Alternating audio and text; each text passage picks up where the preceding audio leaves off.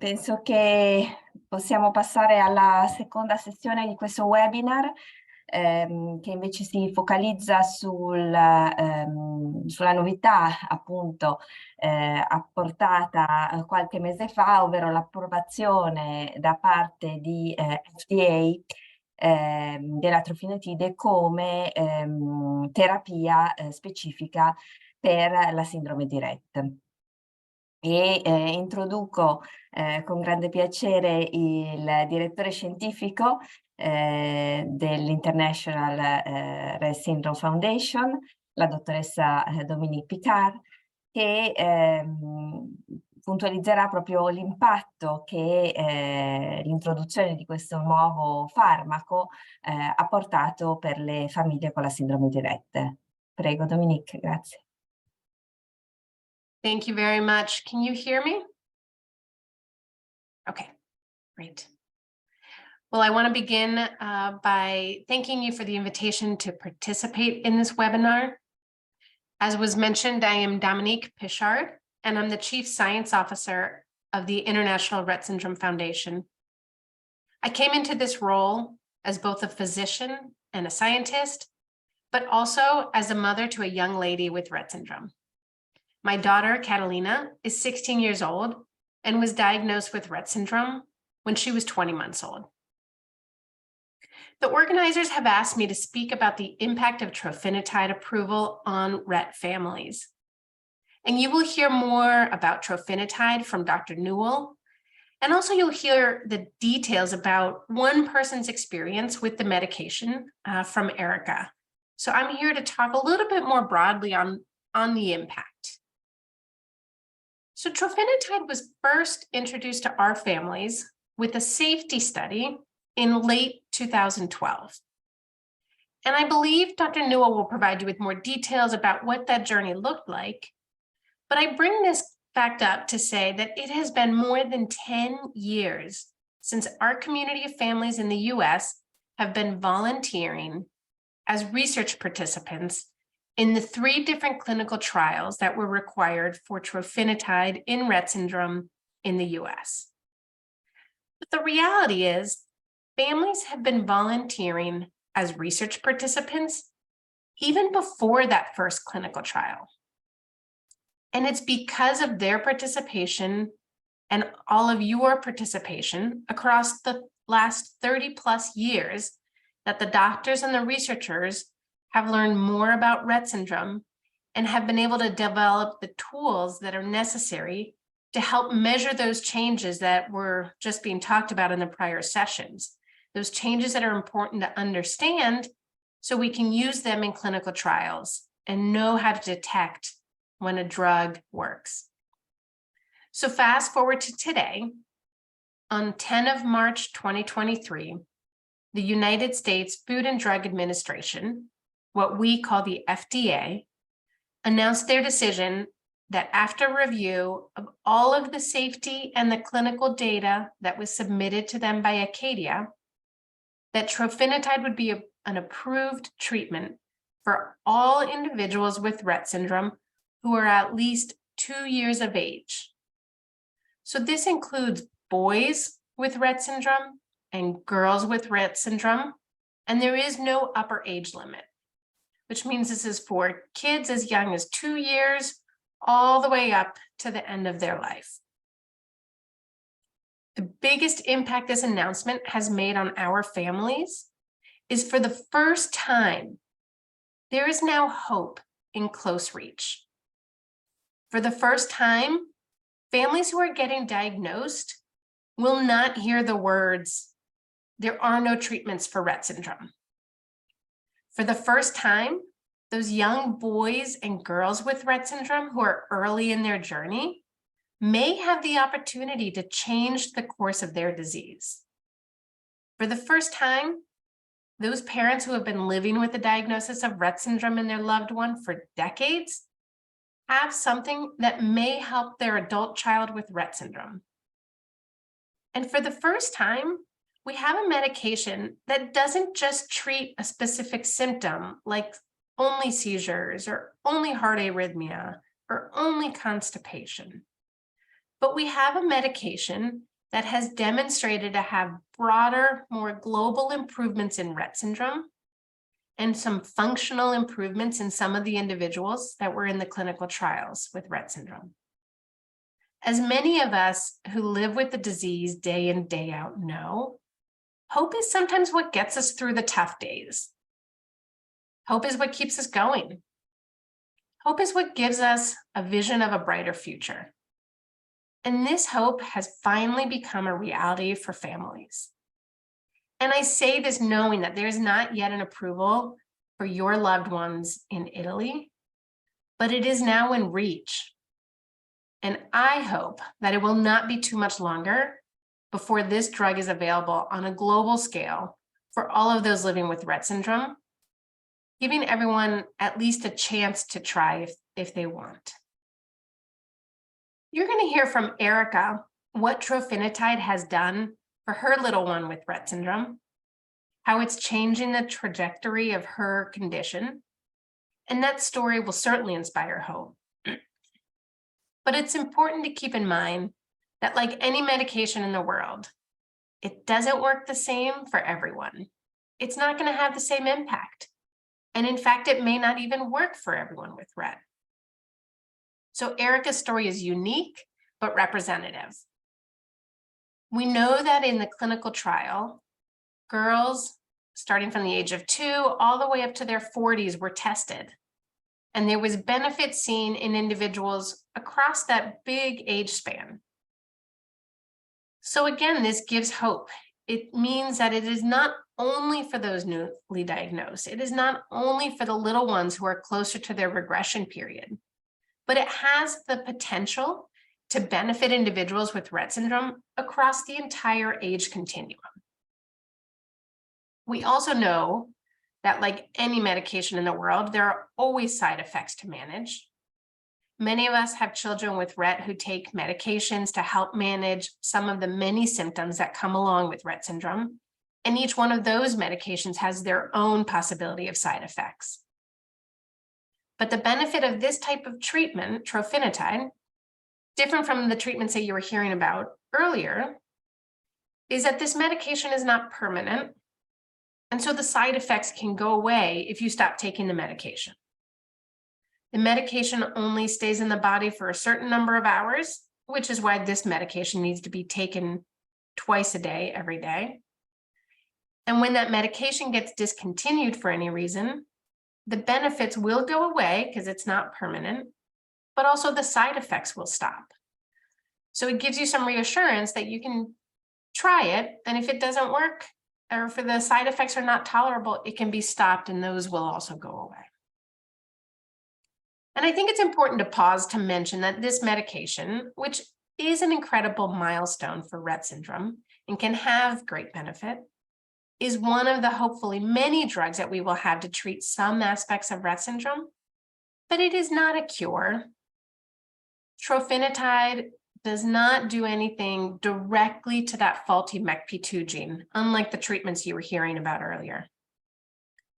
Trofinetide is like a mimicker of something that's decreased in the brain of someone with Rett syndrome due to the loss of MECP2, where the treatments that you heard about earlier intend to actually fix that faulty gene or replace that faulty gene, with the hopes that by targeting that faulty gene, the benefits seen will be much greater.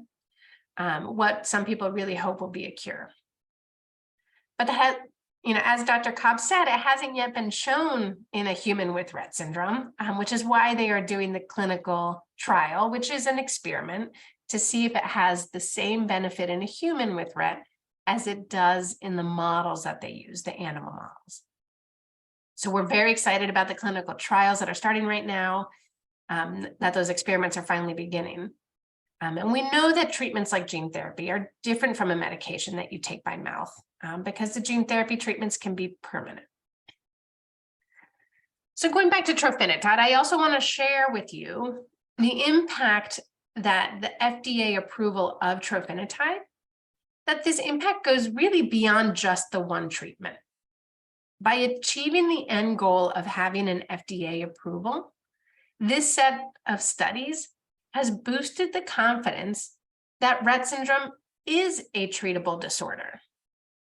The boost of confidence is not only for us parents of individuals with Rett syndrome, but the scientists, the pharmaceutical companies who develop these treatments, and the investors that finance so much of this process. In the US, we estimate that it can cost up to $2 billion from idea to drug approval. So investors are looking for disease conditions that have a higher probability of being successful in getting across the finish line. Now that we have a drug approved by the FDA in the US, this provides confidence to investors that Rett syndrome is in fact a condition that already has the many pieces in place to successfully test drugs and get approvals. These pieces include having families that are willing to have their loved one with Rett syndrome participate in clinical trials, having the tools or those outcome measures that were being discussed earlier that will successfully measure the changes when a treatment has a beneficial effect. So the outcome measures that'll demonstrate the efficacy.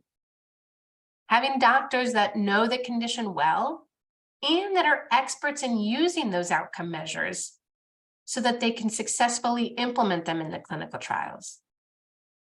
Having the clinical centers that will conduct these clinical trials. And critically important, being a disease that actually does change, has the potential to improve from a treatment. So these are some of the many pieces of the Rett syndrome story that are helping to instill that confidence. And the approval of trofinetide demonstrates that we have all those pieces in place. In my role as the Chief Science Officer, I speak with pharmaceutical companies like Acadia and like Neurogene regularly. Since the approval of trofinetide in the US, I've had a large increase in calls from companies who are interested in developing drugs for Rett syndrome. And this just goes to show how the approval of one treatment can have a broader impact and change that landscape for us. So today, I wanted to briefly share with you the impact of trofinetide approval in the US. This impact is felt by families living with Rett syndrome who are just now starting to get their first shipment of trofinetide, felt by the doctors who now have a treatment option to offer their families, felt by families of newly diagnosed individuals who have hope that their story with Rett syndrome may now be different, and felt by the broader Rett syndrome treatment landscape. For Rett syndrome, this is the first time we have the opportunity to move from clinical trial to a commercially available drug. This is our first time we get to do this. And really, it will take some time to see what that broader impact of trofinetide is on our population. How many people in the general population benefit from this drug? What is the range of benefit seen? Is the benefit different in a 3-year-old versus a 45-year-old? Does trofinetide allow one to decrease some of their other medications, like seizure medications or sleep medications? We don't yet know what the impact of trofinetide will be on boys with Rett syndrome since they were not included in the clinical trials, but the FDA approval does not exclude them from taking trofinetide. So we will now begin to learn the impact on boys. So the impact is only in its infancy. We have been waiting a long time to be able to say that there is a treatment specifically for Rett syndrome. But we are here today, and we will see the true impact of trofinetide on Rett syndrome in the coming years. With that, I'd like to hand it over to Dr. Jeff Newell, who will tell you about how we got from an idea to the FDA approval of trofinetide, now called DAYBUE in the US.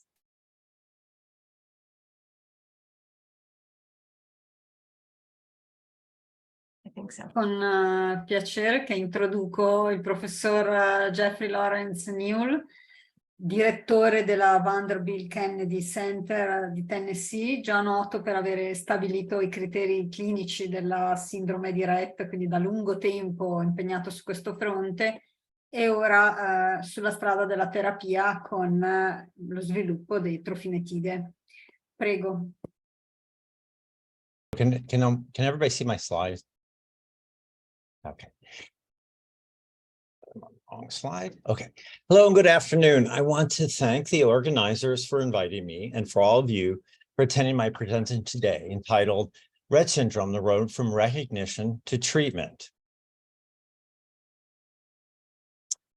Rett syndrome was originally characterized by an Austrian pediatrician, Andreas Rett, in 1966. He published the first report in German in the Viennese Weekly newsletter, and that was not widely read. Broad awareness of Rett syndrome occurred after the publication in 1983 by Bengt Hagberg and colleagues, who named the condition Rett syndrome in honor of Dr. Rett's work. Now, I think this audience knows Rett syndrome is characterized by a typical disease pattern and progression. After apparently normal initial development, there's developmental delay followed by regression, specifically of acquired hand skills and spoken language. There are also gait problems or the inability to walk and repetitive hand movements. After regression, there's a stabilization period and other features such as seizures and breathing problems start. Later in the teenage years or young adulthood, people with Rett syndrome have a change in motor skills with increased stiffness, scoliosis, and some Parkinsonian features that can impact mobility. Rett syndrome primarily, but not exclusively, affects girls at a rate of about 1 in 10,000 live female births. Now, in 1999, Huda and colleagues found the genetic mutation in the X-linked gene methyl-CpG binding protein, or MECP2, are present in the majority of people with Rett syndrome. 95 to 97% of people with Rett syndrome have a mutation in MECP2, but that still leaves 5% of people who clinically have Rett syndrome who do not have a mutation in MECP2. My group and others have done genetic sequencing of those type of people who have Rett syndrome who do not have MECP2 mutations and found mutations in other genes that cause other neurodevelopmental disorders, showing clinical overlap between Rett syndrome and these other neurodevelopmental disorders. While the majority of people who have Rett syndrome are girls, we are increasingly identifying boys with MECP2 loss of function mutations, and they have a much broader range of clinical features than we previously realized. More work is needed to better understand boys with MECP2 mutations. Finally, there are also people who have an extra copy of MECP2, which causes a severe neurodevelopmental disorder called MECP2 duplication syndrome, mainly in boys. Now, the identification of the genetic cause of most cases of Rett syndrome allowed the development of animal and cell models of Rett syndrome. Groundbreaking work in 2007 by Jackie Guy and Adrian Bird demonstrated that turning MECP2 on in mice that did not have MECP2, even after the mice started becoming sick, reversed the problems. This reversal has been reproduced by other groups in both male and female mice and really provided hope that therapies could be developed to make meaningful change for people with Rett syndrome or even reverse the disease. In 2009, Daniela Tropia and Marganka Sur treated Rett syndrome mice with a tripeptide, which is a 3 amino acids that is naturally cleaved product from the growth factor, insulin-like growth factor 1. The structure of this tripeptide, which is called glypromate, is shown in the middle of this slide. This treatment in the mice improved breathing, heart rate, movement, and survival of the mice. The ability of glypromate to improve features in the Rett mice led to clinical trials with using a drug that is a synthetic analog of glypromate called trofinetide. Trofinetide has the same basic structure as glypromate, which is shown on the top, but it has an extra chemical modification that makes it a better drug because it can be taken orally and lasts longer in the body. 2 phase 2 trials were done with trofinetide in Rett syndrome, the first in adults and the second in children. Both of these phase 2 clinical trials that found that trofinetide was safe and tolerated and showed signals of efficacy in improving features of Rett syndrome. The positive results from these 2 phase 2 trials led to the initiation of the phase 3 trial of trofinetide in people 5 to 20 years old with Rett syndrome in the US, called the Lavender study. The results from this phase 3 trial found that it improved symptoms in people with Rett syndrome. And these results led to the approval of trofinetide by the US Federal Drug Administration for the treatment of people with Rett syndrome, as mentioned in March of this year. Let me show you the design of phase 3 Lavender trial of trofinetide in Rett syndrome. Ultimately, 187 young females with Rett syndrome, aged 5 to 20 years old, were enrolled into a randomized, double-blind, placebo-controlled, multi-center study. Participants were randomized 1-to-1 to either trofinetide or placebo at a weight-based dose and treated for 12 weeks. The treatment was taken by mouth or through a gastrostomy tube twice a day. Double-blind means that the people participating and the clinical investigators in the trial did not know if they were on trofinetide or placebo. There were 2 co-primary endpoints: a caregiver scale called the Rett Syndrome Behavior Questionnaire, or the RSBQ, and a clinician-rated scale called the Clinical Global Impression of Improvement, or the CGI-I. There was also a key secondary endpoint, which is a caregiver-rated communication scale. Because there were 2 pre-specified co-primary efficacy endpoints for the trial to be a success, both had to show improvement in the trofinetide group compared to the placebo group. At the end of the 12-week trial, participants were given the opportunity to enter an open-label extension, which means that everyone gets trofinetide and everyone knows that they're on trofinetide. Here, this slide shows the results of the primary efficacy endpoints of this trial. The caregiver-rated RSBQ is shown on the left, and the clinician-rated CGI-I is shown on the right. In both graphs, people on placebo are shown as black dashed lines, and people on trofinetide as blue lines. You can see on the left, at 2-week visit after starting treatment, both placebo and trofinetide group showed improvement, which is lower scores on the RSBQ. But over time, the placebo group moved back to baseline by 12 weeks, the end of the study, whereas the trofinetide group remained improved at the end of the study. The graph on the right shows the change in the CGI-I, which showed improvement in the trofinetide group, which again is lower compared to the placebo group at week 12. People on trofinetide also were better on the key secondary endpoint, but I don't have time to show that part of that data in this talk today. This slide shows the rate of treatment emergent adverse events, or TAAE. These are issues that come up with participants during the study. You can see that more people had adverse events on trofinetide compared to placebo, with almost 93% on trofinetide having an adverse event compared to 54% on placebo. The rate of serious adverse events was similar between the 2 groups. The most common adverse event was diarrhea, with 80% on trofinetide having diarrhea compared to 20% on placebo. And then vomiting, with 27% of the trofinetide group having vomiting compared to about 10% in the placebo group. The majority of adverse events were mild to moderate in severity. Diarrhea was the most common reason people discontinued taking trofinetide. A big question that gets asked is about the availability of trofinetide around the world to treat Rett syndrome.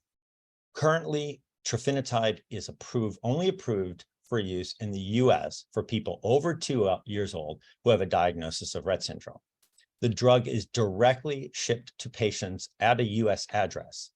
The company who ran the phase 3 trials, Acadia, has exclusive rights, an exclusive license for trofinetide for Rett syndrome in North America, whereas Neuron Pharmaceutical, who developed the trofinetide, has the rights for the rest of the world. For trofinetide to be able to treat Rett syndrome in places like Europe or Asia, Neuren will need to work to get approval by the regulatory agencies, such as the European Medicines Agency. There are other drug studies ongoing or recently completed in Rett syndrome. Anavex 273, or blarcamesine, was shown to improve features in Rett mice, and the company reported last year positive results on a clinical trial and are conducting additional trials. Ketamine was shown by Michaela Fangiolini to improve features in Rett mice, and we completed a small trial of oral ketamine in Rett syndrome funded by the Rett Syndrome Research Trust, and we found that this was safe and well tolerated, and we are currently finishing the analysis to see if it had any effects on improving clinical features or biomarkers. Excitingly, a company called PharmaTher announced this year that they are interested in developing ketamine for Rett syndrome and received orphan drug designation from the US FDA. Now, I want to introduce and talk a little bit about the US Rett syndrome natural history study for Rett syndrome, which ran from 2003 until July of 2021. This longitudinal study has been very important in developing our understanding of Rett syndrome and important for clinical trials that have occurred or are starting or being planned. Dr. Alan Percy was the head of this study, and it is due to his hard work and leadership that this was able to happen. We had 14 sites across the US, enrolled people from all the states in the US and from over 20 countries. And these sites have been fundamental sites for the industry-sponsored clinical trials. Ultimately, we evaluated over 1,800 people in total with over 8,700 visits. There were over 1,250 people with classic Rett syndrome, with 80% seen more than once and over 50% of the participants seen more than 4 times. There we go. I think it's important to put the natural history study in the context of other critical events in Rett syndrome. As we said, in 1999, Hudazagi found the genetic basis of Rett syndrome. In 2007, Adrian Bird showed that you could reverse the disease in mice even after symptoms started. And then in 2009, Daniela Tropia showed treatment of Rett mice with a drug could improve symptoms. This led to where we are now with a successful phase 3 trial of trofinetide in Rett syndrome and the first FDA-approved drug for Rett syndrome. What is important to see is the time that the natural history started, which was shortly after the discovery of the genetic basis of Rett syndrome and before we knew that there could be disease-modifying treatments.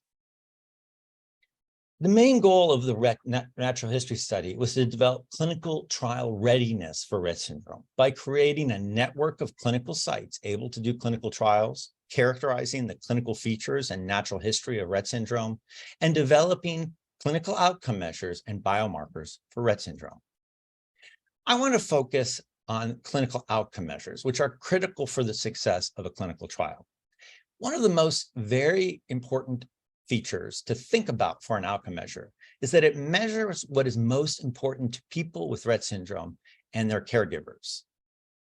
During the natural history study, at every visit, we asked caregivers what their top concerns were. They could choose from a list of problems or enter something not on the list. Here is the list of the top concerns in order. As you can see, the top issues are functional skills that are lost or impaired in Rett syndrome, such as problems with communication, hand use, walking, and repetitive hand movements. But things like seizures and constipation are also in the top 5 concerns. An outcome measure in Rett syndrome should assess these issues that are most concerning to caregivers. We also asked caregivers about their impression of function and well-being at every visit, asking if their child had improved, stayed the same, or became worse. If the caregiver said improved or worse, we asked them to choose the reason for improvement or worsening. At the top left, you can see that in about 50% of the visits, caregivers said their child was unchanged. 27% of the visits, caregivers said there was an improvement. And in 21% of the visits, the caregivers said there was worsening. So the question is, what are the top reasons the caregivers said that there was an improvement or worsening? And what are the top caregiver concerns when they said their child had improved or worsened? When caregivers noted improvement, the main reason for improvement was felt to be communication. In contrast, when they noted worsening, seizures was the main reason the caregivers indicated that contributed to worsening. Similarly, the top overall concern for caregivers when there was improvement was communication, but seizures was the top concern when the caregivers thought their child had worsened. This data has been submitted for publication and is available as a preprint at Research Square. The web link is found at the bottom of the page. It is important to understand what caregivers would like to see change and how much change will be meaningful. This type of information is important as we evaluate existing or develop new outcome measures to make sure they are aligned with top caregiver concerns. We have also used the natural history study data to develop outcome measures. It was used to help develop the clinical global impression scale that was used in the trofinetide trial and is broadly used in clinical trials in Rett syndrome. We also developed a new clinician severity scale, which has been published, and it's shown here in the middle on the right, and a new caregiver severity scale, which has been submitted for publication, and the preprint is available at Research Square, and the web link is shown at the bottom of this slide. We are currently doing additional evaluation of these new scales and hope they will represent better outcome measures for use in clinical trials. So where do we stand now for developing therapies in Rett syndrome? Well, it all goes back to Adrian Bird's work, Reversing the Disease in Rett Mice, which has always raised the idea of gene therapy in Rett syndrome. I know that you heard earlier from people like Stuart Cobb about gene therapy work, but to recap, there have been multiple studies in Rett syndrome mice showing promise of gene therapy. And now 2 companies have started working on gene therapy in Rett syndrome for people in Rett syndrome. Taysha started a trial in Canada, and they are about to give the first dose of gene therapy to a woman with Rett syndrome there. And Neurogene received clearance from the FDA to start gene therapy trial in children with Rett syndrome in the US earlier this year. They received the approval earlier this year. It is great to see that we're at a point that these gene therapies are starting in Rett syndrome. And beyond gene therapy, I think you heard this morning, there have been a lot of additional work in animal and cell models of Rett syndrome with different approaches such as X chromosome reactivation, read-through therapy for nonsense mutation, and DNA or RNA editing. This is all extremely exciting because there are a number of different Abbiamo approaches solo ancora un that paio di might minuti. lead to clinical trials in Rett syndrome. So what is the future? Well, the success of phase 3 trial of trofinetide and the approval in the US is really promising because, as Dominique Pichard mentioned, it shows that therapies can be developed for Rett syndrome and similar disorders. There are exciting opportunities for testing new therapies targeted towards Rett syndrome, like gene therapy or other advanced treatments I mentioned and you heard about earlier. The natural history study provided critical foundation for these clinical trials, and we are continuing to use this information and gather new data to improve how we do clinical trials so we can get more treatments that will make meaningful impact on people with Rett syndrome and their families. I want to thank the Rett Syndrome Consortium who did the work, especially Alan Percy, who is the visionary leader of this study for nearly 2 decades. Finally, I want to thank all the people who participated in the natural history study and all of my friends with Rett syndrome who have taught me the most about this disorder. Thank you so much, and thank you for listening today.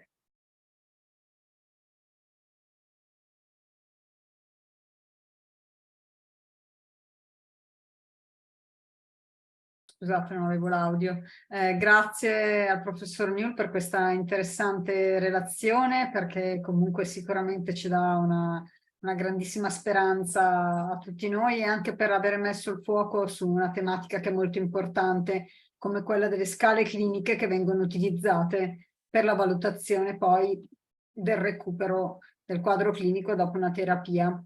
E diamo adesso la parola ad una mamma, alla signora Erika Wogenspock, che ci racconterà l'esperienza della sua famiglia nella partecipazione del trial Daffodil sulla trofinetide. Prego, grazie mille. Hi, everyone. I'm so happy to be able to share our experience with everybody. My name is Erica Wagensback, and my daughter Kerrigan is 5 years old. And Kerrigan is a ball of energy. Her nickname is Hot Mess Express, and she loves to make people laugh by telling jokes on her talker. And she loves Mickey Mouse and Bluey and spending time with her big sister Shay. So when Kerrigan was about 10 months old, my husband and I noticed that she wasn't meeting the milestones as a typical child. So we started our journey of finding a diagnosis. On April 10th of 2020, right after Kerrigan turned 2, she was diagnosed with Rett syndrome. In October of 2021, we learned about the Daffodil study for younger girls for trofinetide. My husband and I decided that we owed it to Kerrigan to try to see if she would be accepted in the trial. When she got diagnosed, we had heard multiple things about trofinetide. And at that point, when she was originally diagnosed, she was too young for the older study. We knew that this was an oral medication and that if we saw any adverse effects, that we could stop it at any point and it would be out of her system pretty quickly. So we decided to give it a shot. Kerrigan was officially accepted into the trofinetide trial in November of 2021, and she took her first dose. Before she started taking trofinetide, she was ambulatory via crawling and walking. She walked better if she was assisted by someone holding her hand. She only had about 5 constant words, but she would babble a ton and definitely get her point across when she was frustrated or mad. Her hand function had regressed to where she would struggle with self-feeding or playing with certain toys.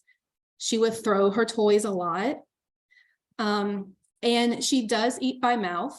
So we knew that the oral medication would be something that we would have to just give to her via orally instead of through a G-tube. And we had also heard that the taste was kind of funky. So we were prepared for her not to be as willing to take it. We went into this trial for trofinetide knowing that this was not going to be a cure. And we also didn't know if we would see improvements in Kerrigan.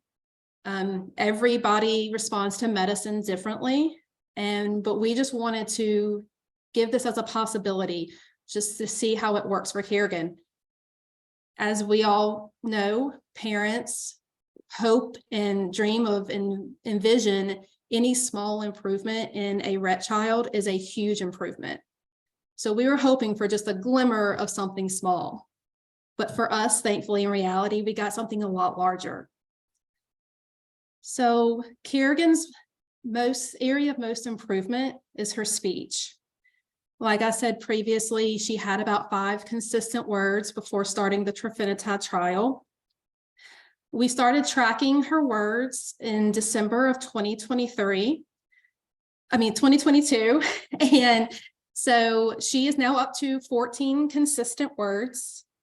Some of them are mama, daddy. She also says some phrases, I did it, and oh yeah, baby. And then she has around 40 spontaneous words and phrases that she has said. She has said Mickey or Bluey when she wants to tell us what TV show she wants. But the most heart-grabbing phrase that she has ever said was, I'm happy. It was actually on her birthday, and her teacher and her classmates were throwing her a birthday party. And her teacher was videoing her, and she asked Kerrigan, Kerrigan, are you having a good day? And instantly, Kerrigan turned to her and said, I'm happy. The teacher texted us the video, and we just could not believe that she said something like that. She didn't repeat a word. It was all in her brain that it went through her mouth, and she said and expressed her feelings. We never thought that we would be able to see that day. Tears from the teachers, the principal even went down the hall, they told me, and he was crying. It was just a truly remarkable experience to witness that. Other things that we have seen improvements in Kerrigan is her response time. She doesn't have nearly as a delay in her response time as what she has had before. She is also very much more aware of her surroundings. She is working on being potty trained right now. She will let us know actually when she has to go to the bathroom, and she's getting fairly consistent with it. She will either verbally tell us, and her bathroom word for us to go bring her to the bathroom is hurry. So she will tell us hurry, and we know that that means she needs to go ahead and go to the bathroom. She will even walk to the bathroom to let us know she needs to go, or she will use her talker and tell us, I need to go to the bathroom. So those are 3 different ways that she communicates to us that she has to go. And she, like I said, she has been fairly consistent with it. She even will go now to the refrigerator whenever she's hungry, or sometimes even when she hears the refrigerator door open and she's just had a snack, but she still wants some more, she will go over and walk over to the refrigerator to let us know. That's something that she hasn't done previously. It was just us letting, asking her if she wanted a snack, or looking at the time and saying, oh, we think you need a snack, or we think you need lunch. It wasn't her doing any of the initiating. For hand function, we haven't seen as much improvement in her hand function as what we had hoped, but we are still working on it every day. So she was able to, we are working with her on not throwing her toys and her objects. So we are placing them in containers, and her teacher actually has timed her, and for 10 to 12 objects, it took her 16 minutes to place them in the container. And 2 months after the initial evaluation, she had decreased her time to 6 minutes. She was placing all 12 objects into the container in 6 minutes. It's something small to most people, but as Rett parents, it's huge. She was able to make that motor planning of grasping that object and putting it into the container, and not releasing it and throwing it, and doing it consistently and faster and faster. So with these improvements that we have seen, which are amazing, we also know that with trofinetide, there are some side effects. And we had kind of been warned beforehand that there is a possibility of having diarrhea, and Kerrigan was more than likely going to be a high candidate to have the diarrhea because she didn't suffer from constipation beforehand. So we had prepped ourselves for that, and thankfully we have been able to find a way for her not to have the diarrhea while she's on the medicine. We have been able to find that for Kerrigan specifically, if you give it to her on a full stomach right after breakfast or dinner, that she can take it, and then we give her a yogurt or banana after. So we make sure she has food, a good bit of food right before it, and then right after we give her some more food. And that has seemed for Kerrigan to help navigate going through not having the diarrhea. We also made sure that we pay attention to the timing of it. So if we're going to be out, then we have to prep ourselves, because if we don't prep ourselves, then it could cause her to have the diarrhea. But for Kerrigan in the Daffodil trial, they were able to titrate up. And so we were able to increase her doses at small increments. So we think that that has really helped her body get accustomed to the medicine and not just have a full 30 mils a time at one point. So she was able to start really low and make sure her body could get used to it. In addition to the trofinetide, we knew that since this wasn't a cure, this wasn't a miracle drug, we felt that this was just a piece to the huge Rett syndrome puzzle. So we still kept her in her therapies. And we have found that, and we think and feel that the reason we have seen so many improvements in Kerrigan is because of her therapies that she has, still been in, and it works in conjunction with trofinetide. So she is in physical therapy twice a week, along with OT and speech. She also is very active in our community. We try to make sure she stays as active as possible. So she takes gymnastics. She also is she plays baseball, and she has played basketball. And she also does hippotherapy, which is riding a horse for therapy. And she thoroughly enjoys that. So we feel that in conjunction with trofinetide and the therapies, all of it combined is what truly has helped Kerrigan see all of these improvements. I'm very excited that it received the FDA approval. It has opened the door now for so many families to be able to experience just a sliver even of what we have experienced for Kerrigan. And I hope and pray and know that it is soon on the horizon for y'all and for the rest of the world, because one day every child with Rett syndrome in the world will be able to have trofinetide, and that's just an amazing experience. I'm so happy that y'all have invited us to share our experience with y'all, and I hope and pray that I see more and more improvements from all these girls and boys being able to take trofinetide, and especially now, like Dr. Pritchard said, they are able, when you get a diagnosis, they are able to say, we have a treatment. And so that's what's so encouraging to me, to see if trofinetide really changes the trajectory of Rett syndrome. Thank y'all so much.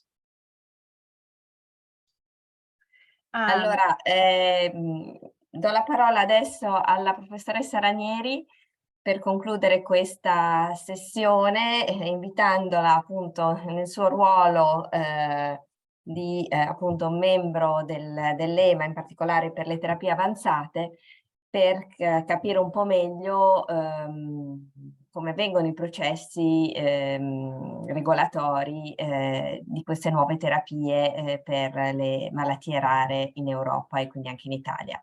Prego Alessandra. Grazie mille. Allora, dunque, direi che è stata una sessione estremamente interessante e mi permette di riallacciarmi a quanto dicevo all'inizio rispetto al tipo di farmaco tradizionale come la trofinetide rispetto ad un tipo di farmaco per terapia avanzata. Indubbiamente, come ha detto il capo della International Rett Syndrome Foundation, Dominique Pichard, l'introduzione della trofinetide è una milestone non solo per i sintomi che è in grado di curare, ma soprattutto perché introduce un interesse delle company sul campo della Rett, e questo è, direi, fondamentale. Un farmaco come la trofinetide, essendo un farmaco di tipo tradizionale, ha le caratteristiche di essere un farmaco cronico, avete sentito che ci sono addirittura 2 somministrazioni al giorno, e ha le caratteristiche di curare alcuni segni o sintomi che nella fattispecie sono andare da 2 parole a 16 parole, oppure dire sono contenta, che ovviamente è un eccezionale raggiungimento di obiettivo in una malattia così grave, ma è ovvio che non stiamo parlando di una cura, stiamo parlando di un miglioramento dei sintomi, che è quello che noi ci possiamo aspettare dalle terapie tradizionali. Tra le altre cose, quindi, come ci ha illustrato Neil, i sintomi che migliorano sono quelli della comunicazione, non quelli dell'epilessia, e questo è estremamente interessante perché c'è tutta una questione relativa all'epilessia di possibile origine indipendente anche dalla mutazione di MECP2, quindi non mi meraviglio affatto di questa dissociazione, ma diciamo quello che la strada che ci aprono le terapie avanzate invece è di una cura one shot definitiva, e l'esempio più eclatante che abbiamo su questo è il farmaco Zolgensma, uno di quei 5 farmaci approvati da EMA di cui vi parlavo all'inizio, per quanto riguarda l'atrofia muscolare spinale. Quindi stiamo trattando in questi casi di una terapia one shot, iniezione periferica, che ci permette di revertare completamente la malattia, cioè i soggetti ritornano ad essere normali.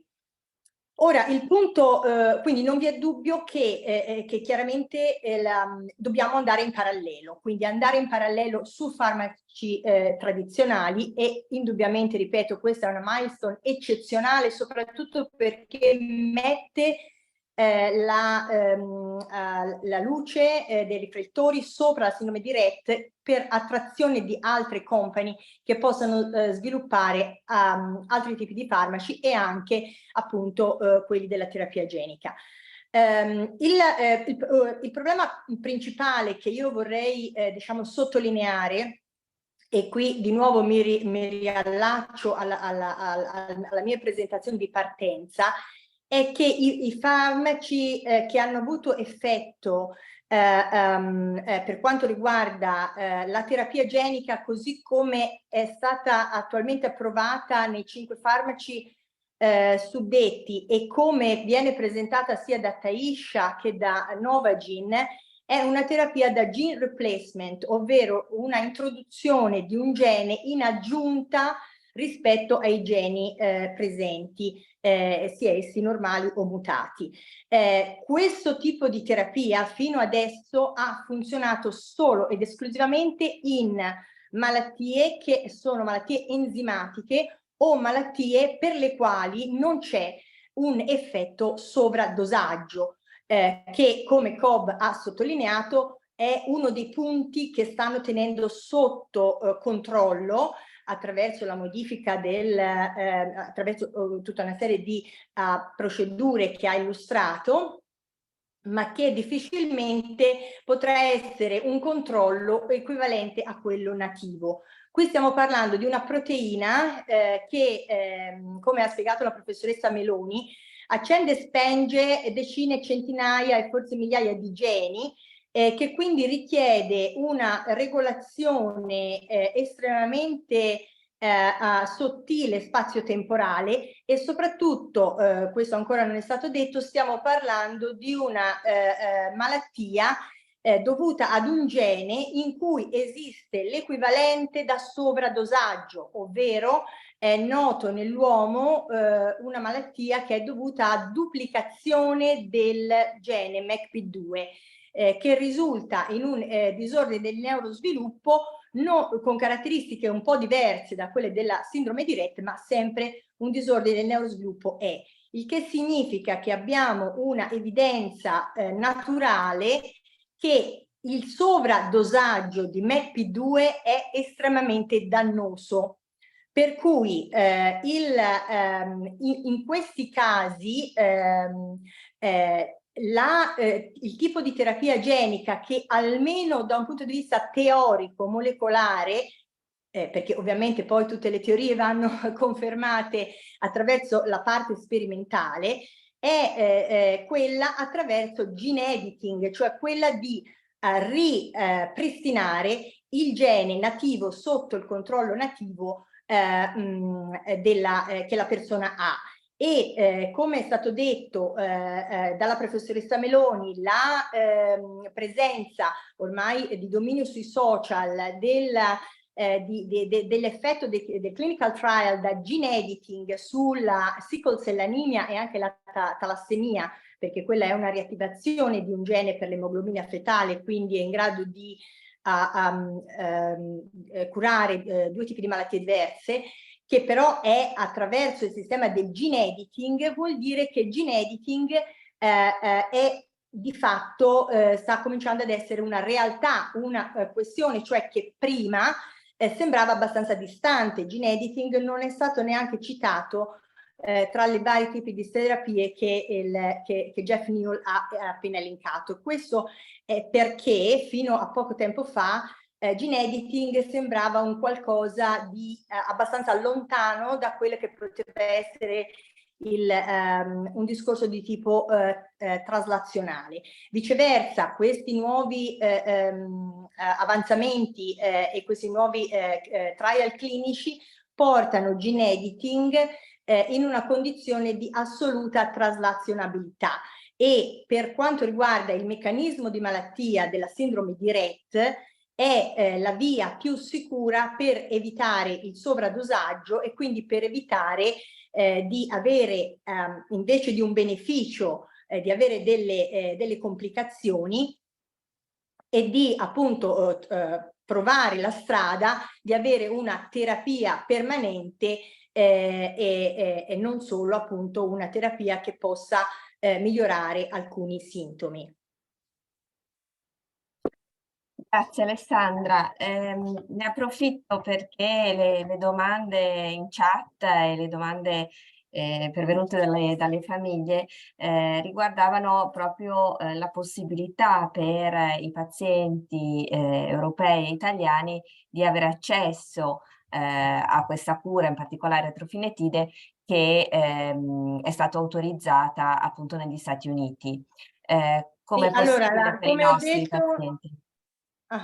certo, allora come ho detto la trofinetide non fa parte delle terapie avanzate, quindi ha un processo autorizzativo tradizionale che è diciamo fuori dal mio expertise, ma sicuramente possiamo rassicurare le famiglie che il processo ci sarà e diciamo tradizionalmente insomma mesi o al massimo insomma a 12 mesi dopo l'approvazione dell'FDA di norma, dico di norma perché ovviamente non sto parlando come dire da spettatore in questo caso come tutti gli altri, anche l'EMA approva i vari tipi di farmaci, quindi credo che da un punto di vista di aspettative possiamo essere confidenti che le aspettative verranno molto probabilmente appunto rispettate, ovviamente con la consapevolezza che si tratta nell'ambito peraltro di una variabilità interindividuale importante che di nuovo è stata sottolineata da Dominique Pichard tra paziente e paziente, quindi si tratta come avete sentito di questo miglioramento della comunicazione nei termini che appunto avete sentito. Grazie Alessandra, quindi per le famiglie italiane occorre attendere il processo regolatorio di EMA che poi si declinerà a livello nazionale appunto con gli accordi AIFA e con le stesse indicazioni rispetto all'approvazione FDA in questo caso. Esatto. Tra le domande, esatto. Tra le domande sempre delle famiglie, ma anche un pochino nostre curiosità, vorrei porre una domanda a Jeffrey che ha avuto esperienza appunto dell'utilizzo di questo farmaco in tante ragazze e tante bambine.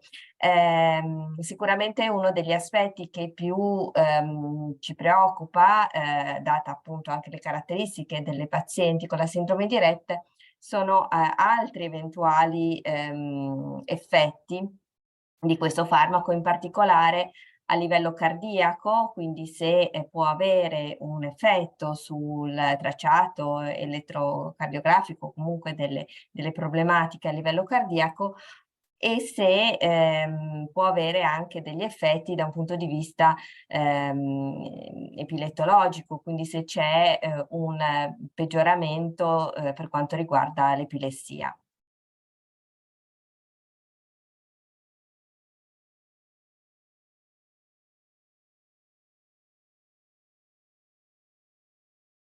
I can answer, I guess.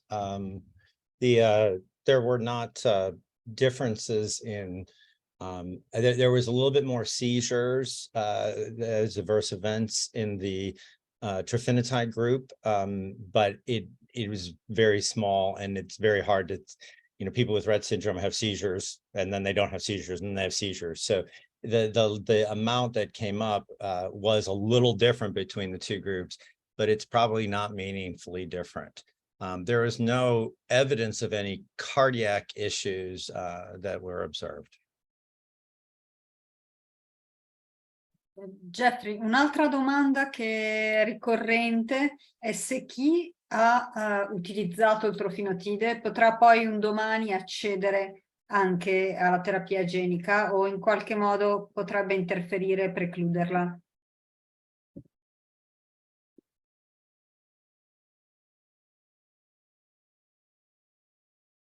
Well, I don't know if Stuart is still on the call. I don't see him. But in the Neuron trial that they announced, they said that they were going to exclude people who are on or had been on trofinetide, at least for the first couple of sub-participants in that gene therapy trial. They provided a clarification that might that in subsequent time they might include people who had been on trofinetide.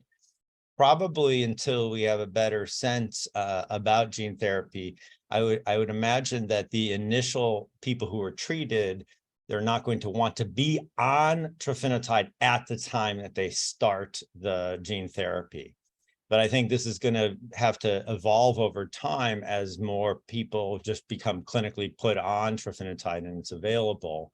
And I think it will be very important to understand the relationship between treatment of trofinetide and potential gene therapy, because there's no reason to think that they would be conflicting. If anything, they may be mutually beneficial. They may increase the opportunity for both of the treatments to make things better.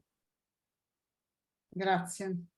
Sì, posso aggiungere anch'io che ovviamente nell'ambito dei clinical trial sarà abbastanza impossibile che i pazienti che hanno o che stanno utilizzando trofinetide possano accedere a qualsiasi tipo di terapia genica. Ovviamente questo cambia nel momento in cui la terapia genica dovesse diventare un farmaco autorizzato, e quindi in quel caso, come ha detto Neil, potrebbe essere anche, come si danno anche più farmaci insieme in altri casi, che i due farmaci si possano potenziare, ma sicuramente non nell'ambito dei clinical trials.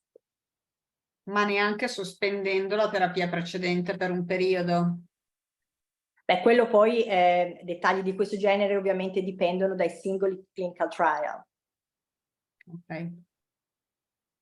Io avrei un'altra domanda per Jeffrey, sempre rispetto agli altri farmaci. Abbiamo qualche informazione rispetto alle interazioni con altre terapie farmacologiche? Dei pazienti con sindrome di Rett spesso assumono diverse terapie. C'è un'interferenza di trofinetide con gli altri farmaci?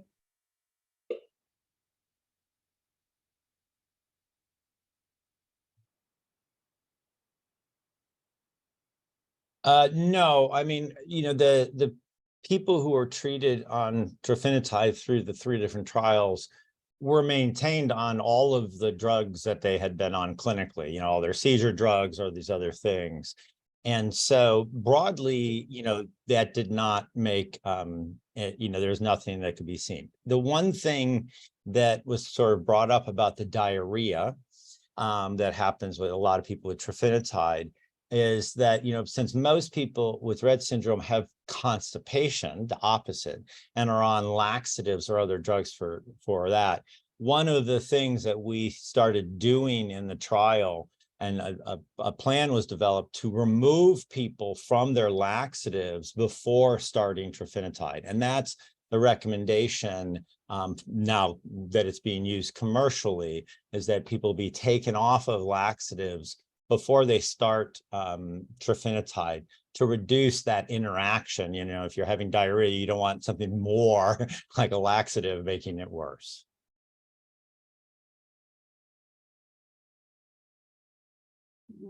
Direi che rispetto a tutte le domande che abbiamo ricevuto sono state molte già risposte nel corso della presentazione, perché molti hanno chiesto se si poteva accedere con qualsiasi tipo di difetto genetico, e la risposta mi pare che sia sì, che basta avere una diagnosi di sindrome di Rett a qualsiasi età, e quindi che erano le domande, gli effetti collaterali, quindi più o meno tutte le domande che ci sono state fatte sono state spiegate nel corso delle presentazioni.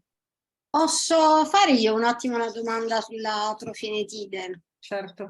Da quello che mi è sembrato di capire, l'effetto principale, l'effetto diciamo biologico principale della trofinetide è quello di migliorare il fenotipo neuroinfiammatorio e di migliorare la comunicazione tra i neuroni. Questo diciamo non è stato detto chiaramente in queste presentazioni, però diciamo è quello che viene fuori leggendo un po' in giro. Volevo sapere se sono disponibili dati circa un effetto della trofinetide su altri aspetti della sindrome di Rett che spesso si ritrovano nelle pazienti, come ad esempio difetti metabolici o difetti respiratori delle pazienti.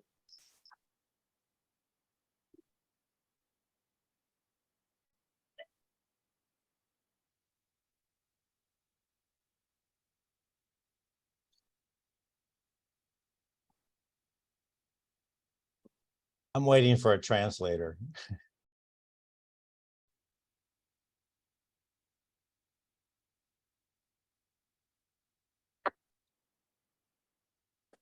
Sorry, I couldn't hear non ho avuto segnale, chiedo scusa. Mi sentite? Adesso sì. Ok, ripeto brevemente la domanda. Da quello che mi è capitato di leggere, non me ne occupo direttamente, ma mi è capitato di leggere letteratura scientifica che sostiene che tra gli effetti principali della trofinetide c'è una riduzione della neuroinfiammazione e un miglioramento delle comunicazioni tra i neuroni. Mi chiedevo se ci sono già dati disponibili anche in modelli preclinici di un effetto della trofinetide, un effetto benefico su altri difetti che sono stati riscontrati nella Rett, come ad esempio i difetti respiratori, problemi respiratori o difetti del metabolismo. For example, in breathing issues or for metabolism? Yeah, I still didn't hear all the question. I'm thinking, I'm just picking up that maybe the question was, do we know what particular areas were improved with trofinetide, what symptoms and features? And one of the things is that it looked like it affected different people in different ways. So some people, it seems to improved how they communicated. Some people improved how they were walking. In general, probably the most universal thing is it seemed to make them more alert and engaged and participating in what was going around them. Riescono a partecipare a quello che succede intorno a loro. But, you know, on the Rett syndrome behavior questionnaire, there are subgroup domains that that measure things like hand skills or walking or breathing. And all of them moved in the direction of favoring benefit from trofinetide. So it wasn't one thing or the other that moved, kind of all of them moved. So it kind of depended on the person, what was more driving the improvement. Okay. E sempre in questo senso non è stato osservato, era un'altra domanda nella chat, differenze in base all'età delle pazienti, cioè se le bambine più piccole rispondevano di più rispetto alle adulte o è proprio una differenza individuale, indipendente dall'età?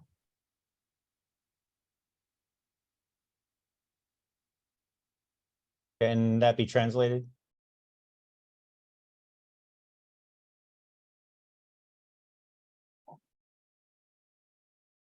Credo che Mirko abbia problemi di connessione. So perciò do the difference in the response to the drug is related to the age of the patient or just to his individual?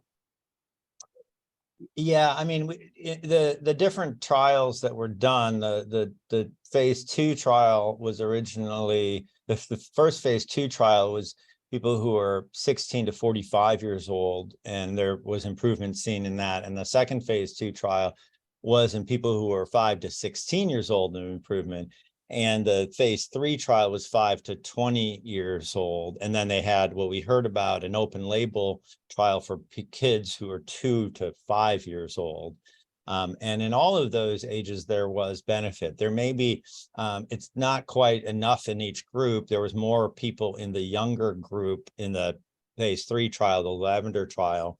And it may be that they seem to improve a little bit more than the older age group, say the teenage group, but they both improved. And it's not enough to really see a difference, but because that's the numbers when you divide it up are not very large. Thank you. Dottoressa, può gentilmente sintetizzare lei, perché Mirko è caduta la linea e non riesce più a entrare.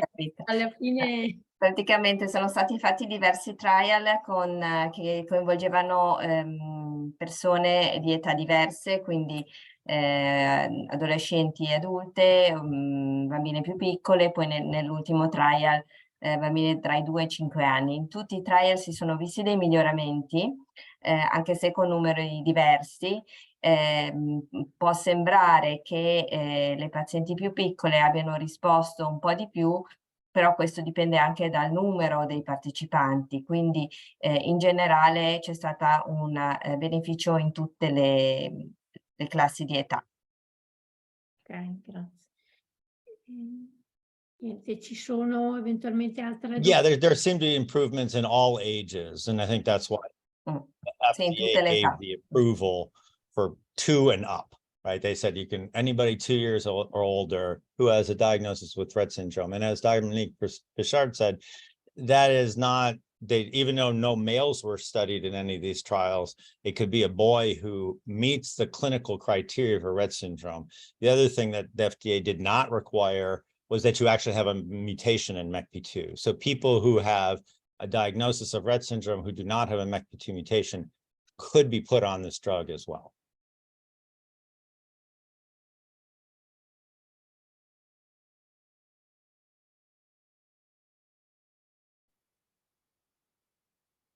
Grazie.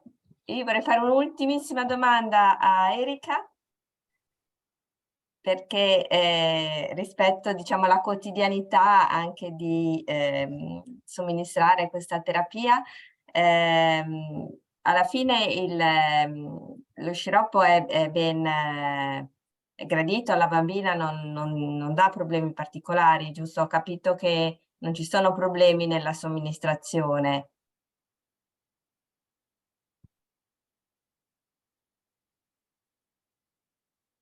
C'è ancora Mirko? No. Non so, We magari... are going to translate it in English also. Erika, do you have any problems in medication administration to your child? No, thankfully, she takes it like a champ.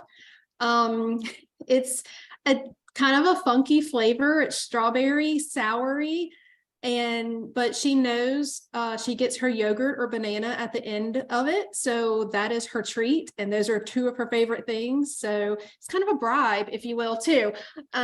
So she actually does really well with it.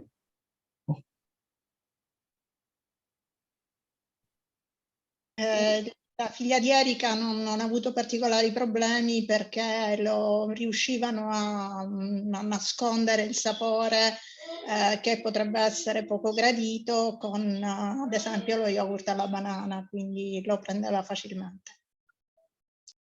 C'era un'altra domanda che era stata fatta prima e ce la siamo dimenticata, che chiedevano: ma gli effetti collaterali tipo diarrea, vomito che sono stati descritti perdurano nel tempo oppure smettono dopo le prime somministrazioni? Ah, devo dirlo in inglese. No, mi sembra che Mirko adesso ci sia, perciò Mirko batti un colpo se ci sei. Ci sei? No, ho connessione proprio andata, prova a dirlo in inglese Silvia. I wonder if the collateral effects like diarrhea persist forever or stop at a certain time. It had different people showed different things. Some people never got diarrhea. Some people got diarrhea late and it was pretty mild. Some people got diarrhea and it persisted. And sometimes we would adjust things if they got diarrhea, like lowering the dose and then slowly going back up. And then we might avoid having it again. And in other people, it just persisted. But it is very much related to actually taking the drug. I mean, so when you go off the drug, it starts going away, the diarrhea. Sì, vuole tradurre, dottoressa, anche per... Vai.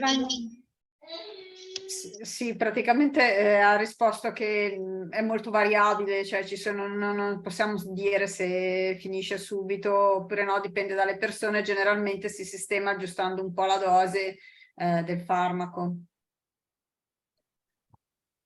Direi che se non ci sono altre domande, visto i collegamenti e la tecnologia che ci sta abbandonando, forse no. Io concludo ringraziando veramente tutti, sia per la prima parte, che sono stati interventi interessantissimi, sia per quanto riguarda appunto i trial autorizzati della terapia genica e anche per quello che si sta studiando in Italia, perché abbiamo visto sia dal dottor Broccoli che dalla dottoressa Meloni che insomma siamo avanti anche qui e ci fa ben sperare in futuro, insomma, con delle belle notizie. Diciamo che il 2023 si è aperto con belle notizie, speriamo di continuare così.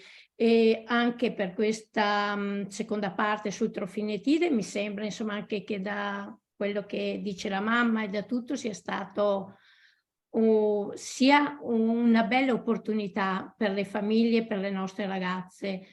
Io direi che possiamo dire che tutti torniamo a casa con delle notizie buone, delle notizie che sono arrivate dalle fonti attendibili, perciò tutto quello che abbiamo sentito è quello che è insomma realmente, perciò grazie veramente a tutti chi è intervenuto, a tutti gli speaker, a tutti i relatori, a chi ha moderato molto bene, ha fatto le domande. Se qualche famiglia, eventualmente qualcuno non ha ricevuto delle risposte, può tranquillamente scrivere all'associazione, al centro Rett, che poi magari cercheremo di inoltrarle ai vari specialisti e magari riuscire a dare le risposte. Ecco, grazie veramente a tutti, è stato un bellissimo webinar con notizie molto belle e veramente grazie di cuore a tutti. Grazie a te Lucia, organizzato in maniera eccellente. Grazie a tutti. Grazie. Thank you, Dr. New. Ciao. Ciao. Ciao. Ciao. Bye. Bye. Bye.